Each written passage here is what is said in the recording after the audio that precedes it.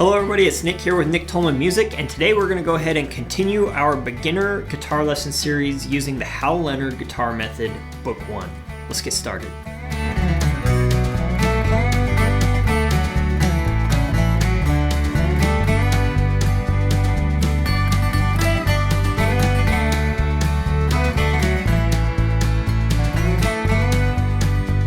Welcome back everybody. Today we're going to go ahead and take a look at page 26 here in the Hal Leonard guitar method, Book 1. If you haven't already, please go and check out my Patreon page at www.patreon.com/NickTolmanMusic. Becoming a patron gives you a lot of access to some really great content and some great opportunities to help you as you're learning guitar, including a weekly exclusive video series that is requested by you, my patrons. So as a patron, you get to submit requests and ask for topics to be covered in this video series, things that will specifically help you out with the questions that you have, the things that you're trying to work on. It's been really exciting and a really great opportunity for all my patrons, so go check it out and consider becoming a patron today. All right, so on page 26, we are going to learn one new note and a new concept that is going to be really important for us moving forward, okay? So we're going to kind of break it down and talk about kind of a few different things, and this is kind of diving into the beginning of music theory in guitar and understanding some basic theoretical concepts that help us as we play, all right? So at the very top of the page, you'll notice that there is a blurb about half and whole steps, okay? So in music, we talk about intervals, all right? So an interval is the distance between two notes, okay? In most music that we understand today, the smallest interval that you're ever going to deal with is what we call a half step. In some countries, they call that like a semitone, but a half step is kind of the common term to use. A half step on guitar is from one fret to the next fret. All right, so if you're on the first fret to the second fret, that's a half step. The third fret to the fourth fret is a half step, or the third fret down to the second fret is a half step. From an open string to a first fret is a half step, all right? Again, that's the smallest musical interval that we are going to use. Now, a whole step is the next smallest. It's the next, or I guess the next larger interval that we can deal with. It's called a whole step. Now, on the guitar, what a whole step looks like is moving from one fret, skipping a fret, and going to the next fret. So either from the first fret to the third fret, that would be a whole step, or from the second fret to the fourth fret, that's a whole step. Now most scales are made up of whole steps and half steps. So if I play a major scale like, we all know that sound. That major scale is made up of primarily whole steps, but also some half steps. So the first three notes are all whole steps. So if I'm playing a G major scale, the G major scale has a G to an A, which is a whole step, to a B, another whole step, to a C, which is a half step, another whole step to a D, another whole step to an E, another whole step to an F sharp, and then a half step to a G, right?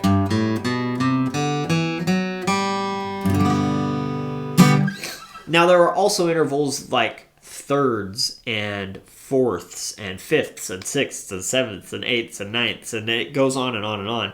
There are different types of those intervals or whatever, but for right now we're focusing on steps, which are actually sometimes called seconds, right? So a half step is a minor second and a whole step is a major second.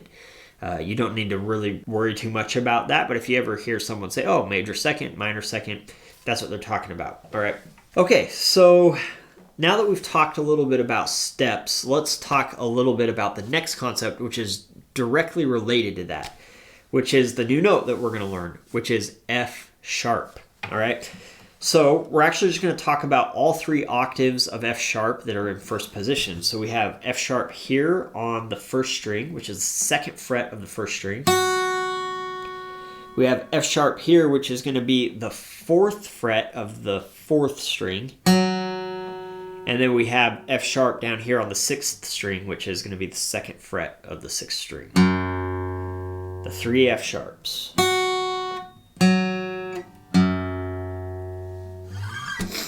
So, F sharp. We've already talked about F, right? We know F.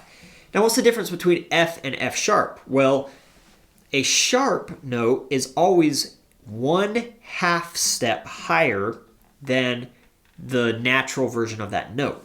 So, in the case of F, F sharp is 1/2 step higher than F natural, or just F. So F sharp is here, right? So 1/2 step, like we talked about, is just 1 fret higher. Now that's the case for any note. So if someone says, hey, play a G sharp, well, it's really easy to figure out because we know where G is, right? A G sharp is just going to be 1 fret higher. So just the next fret up to the 4th fret, right? That's the case for any note. Whenever you see a sharp added to it, it just means 1/2 step or 1 fret higher than the natural version of that note. So that's our F sharp. That's our half steps and whole steps. Now let's incorporate that into some exercises.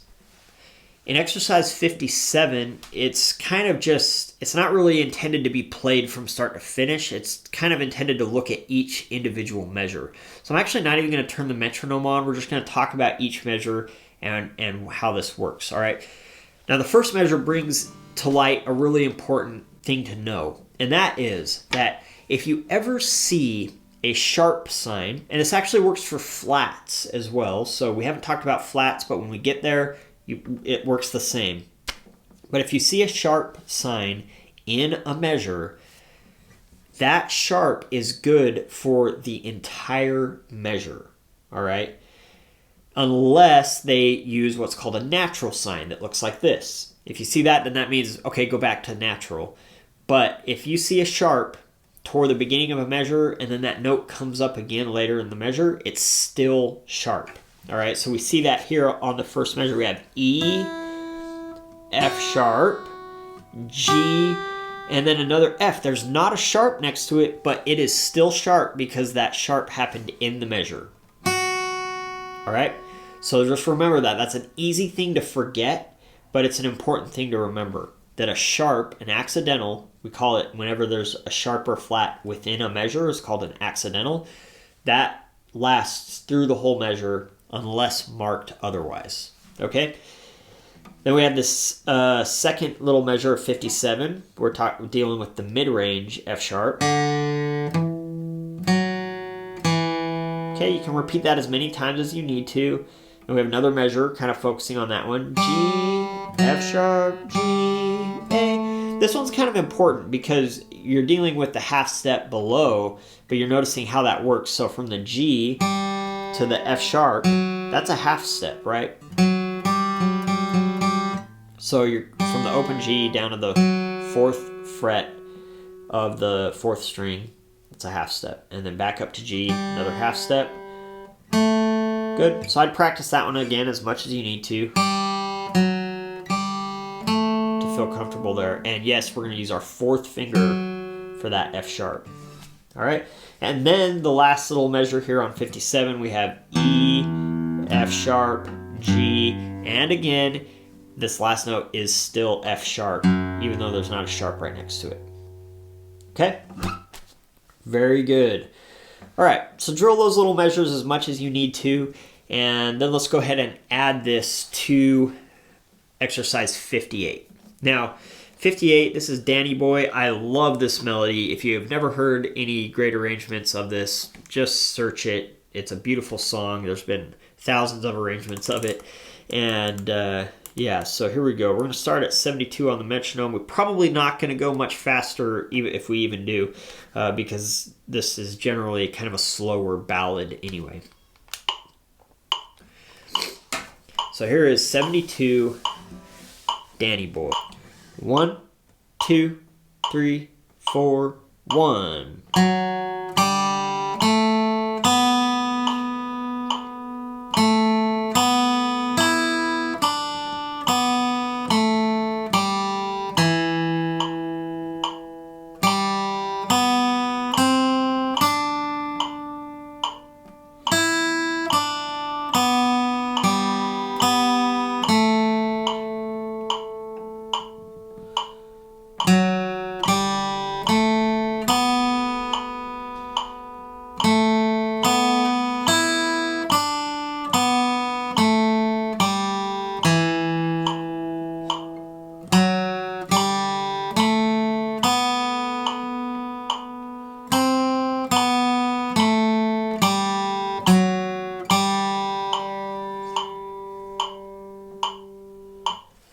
Okay.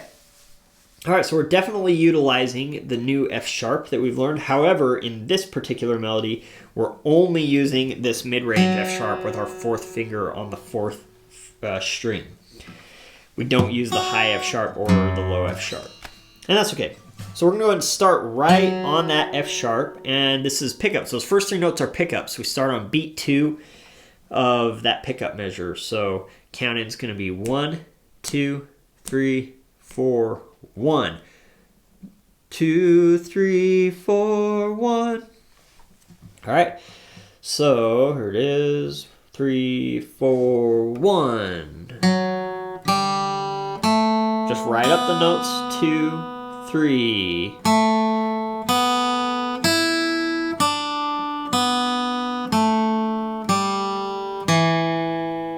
Okay, that's a great first place to start as far as a chunk is concerned. Practice that as much as you need to. It might be a little bit alarming because the last several lessons we've really been focusing down on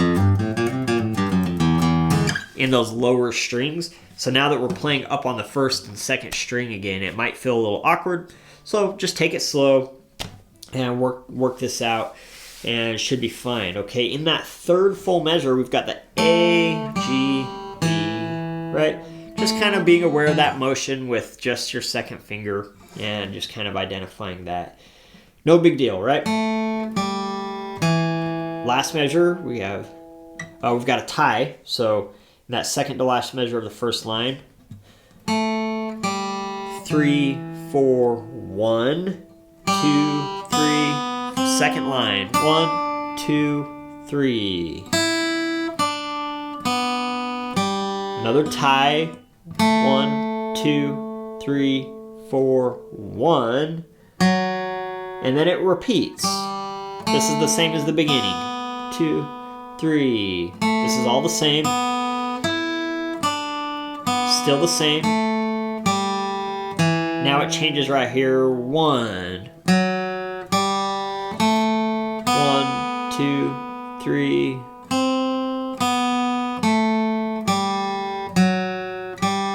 2, 3, 4, 1, off. Classic example of stuff that repeats in songs. It happens all the time. Music is repetitive. We want those little catchy things that our ears like to hear. People want to hear them again and again. That's why music is repetitive. Some people complain about music being repetitive, but our ears like to hear a little bit of repetition. So catch on to when things are repeating. It's really going to help you out. All right. So for the beginning up through the first 3 measures of the second line, you have that, and then it just basically repeats that again up until the third measure of the third line, and then it's slightly different, but still within the realm of what we've already played, so it shouldn't throw you too much.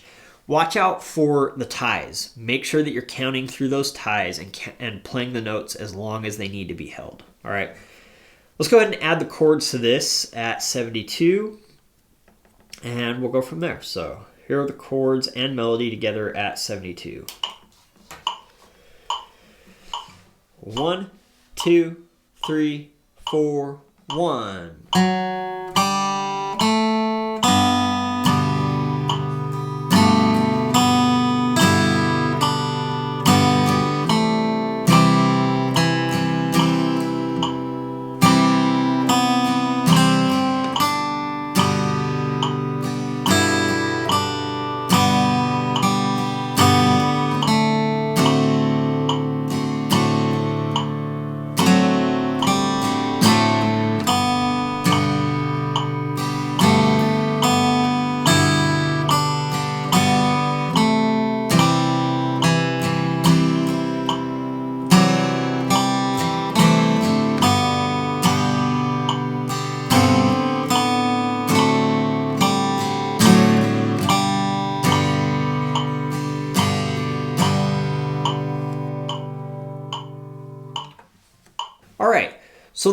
strumming pattern that I was doing there is something that you can try if you'd like. I'm going down, down, up, down, down, rest, up, down, down, up, down, down, up, down,